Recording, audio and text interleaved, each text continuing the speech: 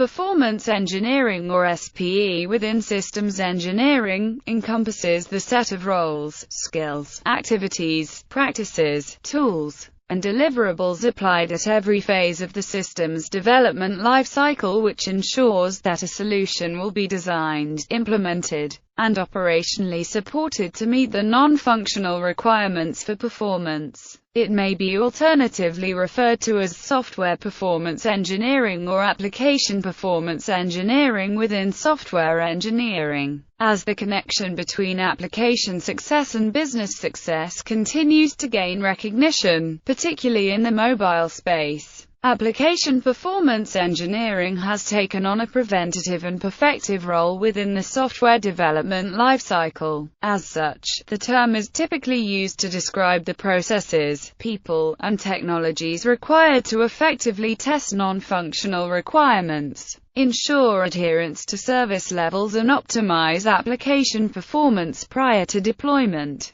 The term performance engineering encompasses more than just the software and supporting infrastructure, and as such, the term performance engineering is preferable from a macro view. Adherence to the non-functional requirements is also validated post-deployment by monitoring the production systems. This is part of IT service management. Performance engineering has become a separate discipline at a number of large corporations, with tasking separate but parallel to systems engineering. It is pervasive, involving people from multiple organizational units, but predominantly within the information technology organization. Performance engineering objectives: increase business revenue by ensuring the system can process transactions within the requisite time frame. Eliminate system failure requiring scrapping and writing off the system development effort due to performance objective failure. Eliminate late system deployment due to performance disambiguation needed issues.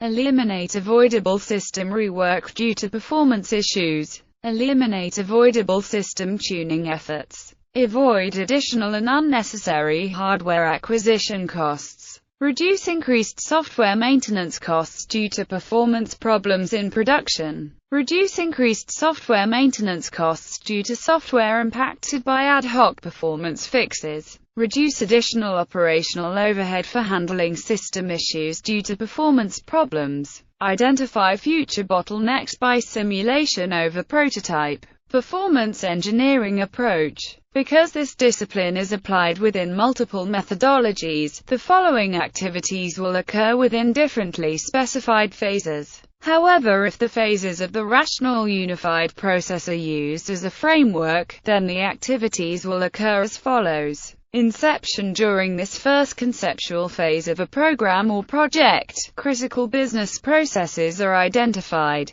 Typically, they are classified as critical based upon revenue value, cost savings, or other assigned business value. This classification is done by the business unit, not the IT organization. High-level risks that may impact system performance are identified and described at this time. An example might be known performance risks for a particular vendor system. Finally, performance activities, roles, and deliverables are identified for the elaboration phase. Activities and resource loading are incorporated into the elaboration phase project plans. Elaboration. During this defining phase, the critical business processes are decomposed to critical use cases. Such use cases will be decomposed further, as needed, to single-page transitions. These are the use cases that will be subjected to script-driven performance testing. The type of requirements that relate to performance engineering are the non-functional requirements, or NFR, while a functional requirement relates to what business operations are to be performed. A performance-related non-functional requirement will relate to how fast that business operation performs under defined circumstances.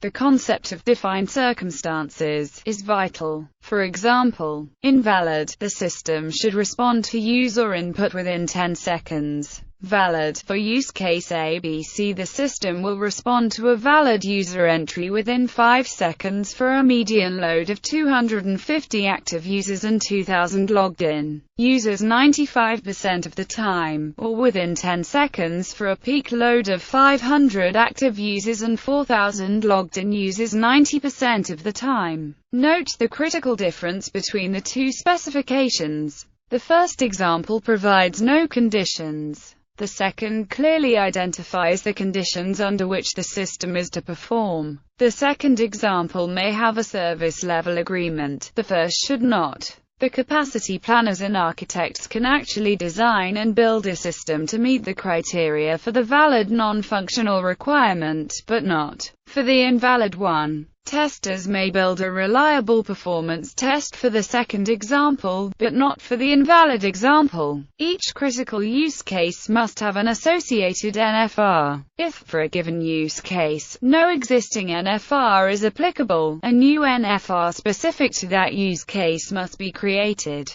Non-functional requirements are not limited to use cases. The overall system volume metrics must be specified. These will describe the overall system load over a specified time period, defining how many of each type of business transaction will be executed per unit of time. Commonly, volume metrics describe a typical business day, and then are broken down for each hour. This will describe how system load will vary over the course of the day. For example, 1200 of transaction A, 300 of transaction B, 3300 of transaction C, etc. For a given business day, then in hour 1 so many executions of A, B, C, etc. In hour 2 so many transaction executions, and so on. The information is often formatted in a tabular form for clarity. If different user classes are executing the transactions, this information will also be incorporated in the NFR documentation. Finally, the transactions may be classified as to general type, normally being user interaction, report generation, and batch processing. The system volumetrics documented in the NFR documentation will be used as inputs for both load testing and stress testing of the system during the performance test. Computer scientists have been using all kinds of approaches, e.g., queuing theory, to develop performance evaluation models. At this point, it is suggested that performance modeling be performed using the use case information as input. This may be done using a performance lab, and using prototypes and mock-ups of the to-be system, or a vendor-provided modeling tool may be used, or even merely a spreadsheet workbook, where each use case is modeled in a single sheet, and a summary sheet is used to provide high-level information for all of the use cases. It is recommended that unified modeling language sequence diagrams be generated at the physical tier level for each use case. The physical tiers are represented by the vertical object columns, and the message communication between the tiers by the horizontal arrows. Timing information should be associated with each horizontal arrow. This should correlate with the performance model. Some performance engineering activities related to performance testing should be executed in this phase. They include validating a performance test strategy, developing a performance test plan, determining the sizing of test datasets,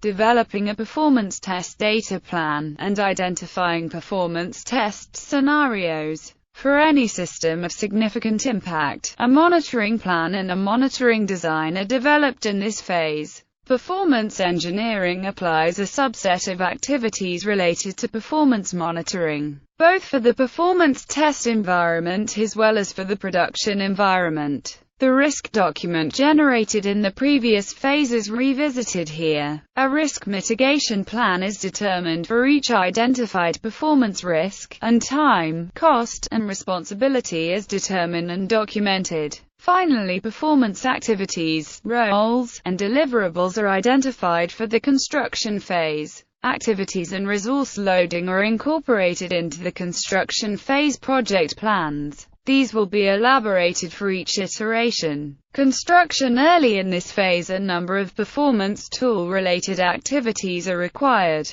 These include: identify key development team members as subject matter experts for the selected tools, specify a profiling tool for the development component unit test environment, specify an automated unit performance test tool for the development component unit test environment. This is used when no GUI yet exists to drive the components under development. Specify an automated tool for driving server-side unit for the development component unit test environment. Specify an automated multi-user capable script-driven end-to-end tool for the development component unit test environment. This is used to execute screen-driven use cases. Identify a database test data load tool for the development component unit test environment. This is required to ensure that the database optimizer chooses correct execution paths and to enable reinitializing and reloading the database as needed. Deploy the performance tools for the development team. Presentations and training must be given to development team members on the selected tools. A member of the performance engineering practice and the development technical team leads should work together to identify performance-oriented best practices for the development team. Ideally, the development organization should already have a body of best practices, but often these do not include or emphasize those best practices that impact system performance. The concept of application instrumentation should be introduced here with the participation of the IT monitoring organization. Several vendor monitoring systems have performance capabilities. These normally operate at the operating system, network, and server levels, e.g., CPU utilization, memory utilization, disk I/O, and for J2EE servers the JVM performance including garbage collection. But this type of monitoring does not permit the tracking of use case level performance. To reach this level of monitoring capability may require that the application itself be instrumented. Alternatively, a monitoring toolset that works at the switch level may be used. The monitoring group should have specified the requirements in a previous phase, and should work with the development team to ensure that use case level monitoring is built in. The group responsible for infrastructural performance tuning should have an established base model checklist to tune the operating systems, network, servers, and any message queuing software. The performance test team normally does not execute performance tests in the development environment, but rather in a specialized pre-deployment environment that is configured to be as close as possible to the planned production environment. This team will execute performance testing against test cases, validating that the critical use cases conform to the specified non-functional requirements.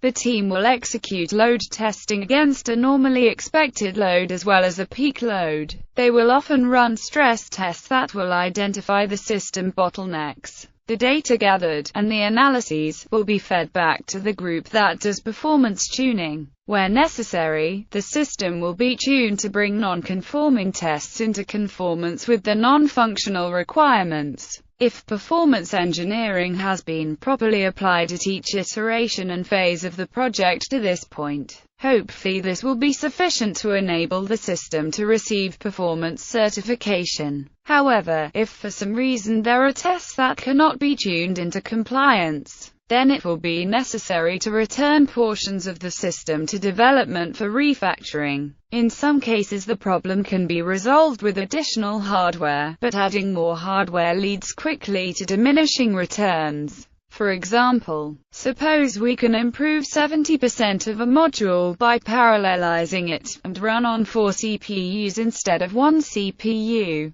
If alpha is the fraction of a calculation that is sequential, and is the fraction that can be parallelized, then the maximum speedup that can be achieved by using P processes is given according to Amdahl's law. In this example we would get 1,4 equals 2.105. So for quadrupling the processing power we only doubled the performance, and we are now well on the way to diminishing returns. If we go on to double the computing power again from 4 to 8 processors, we get 1/8 equals 2.581. So now by doubling the processing power again, we only got a performance improvement of about 1/5. Transition. During this final phase, the system is deployed to the production environment. A number of preparatory steps are required. These include configuring the operating systems, network, servers, and any message queuing software according to the base checklists and the optimizations identified in the performance test environment, ensuring all performance monitoring software is deployed and configured, running statistics on the database after the production data load is completed. Once the new system is deployed, ongoing operations pick up performance activities, including validating that weekly and monthly performance reports indicate that critical use cases perform within the specified non-functional requirement criteria. Where use cases are falling outside of NFR criteria, submit defects. Identify projected trends from monthly and quarterly reports, and on a quarterly basis, execute capacity planning management activities. Service management. In the operational domain, performance engineering focuses primarily within 3 areas: service level management, capacity management, and problem management. Service level management. In the service level management area, performance engineering is concerned with service level agreements and the associated systems monitoring that serves to validate service level compliance, detect problems, and identify trends. For example, when real user monitoring is deployed, it is possible to ensure that user transactions are being executed in conformance with specified non-functional requirements. Transaction response time is logged in a database such that queries and reports can be run against the data. This permits trend analysis that can be useful for capacity management. When user transactions fall out of band, the events should generate alerts so that attention may be applied to the situation. Capacity management. For capacity management, performance engineering focuses on ensuring that the systems will remain within performance compliance. This means executing trend analysis on historical monitoring generated data, such that the future time of non-compliance is predictable. For example, if a system is showing a trend of slowing transaction processing, then at some point the system will no longer meet the criteria specified within the service level agreements. Capacity management is charged with ensuring that additional capacity is added in advance of that point so that the trend lines are reset and the system will remain within the specified performance range. Problem management. Within the problem management domain, the performance engineering practices are focused on resolving the root cause of performance-related problems. These typically involve system tuning, changing operating system or device parameters, or even refactoring the application software to resolve poor performance due to poor design or bad coding practices. Monitoring. To ensure that there is proper feedback validating that the system meets the NFR specified performance metrics. Any major system needs a monitoring subsystem. The planning, design, installation, configuration, and control of the monitoring subsystem is specified by an appropriately defined monitoring process. The benefits are as follows. It is possible to establish service-level agreements at the use case level. It is possible to turn on and turn off monitoring at periodic points or to support problem resolution. It enables the generation of regular reports. It enables the ability to track trends over time, such as the impact of increasing user loads and growing data sets on use case level performance. The trend analysis component of this cannot be undervalued. This functionality, properly implemented, will enable predicting when a given application undergoing gradually increasing user loads and growing data sets will exceed the specified non-functional performance requirements for a given use case. This permits proper management, budgeting, acquisition of, and deployment of the required resources to keep the system running within the parameters of the non-functional performance requirements.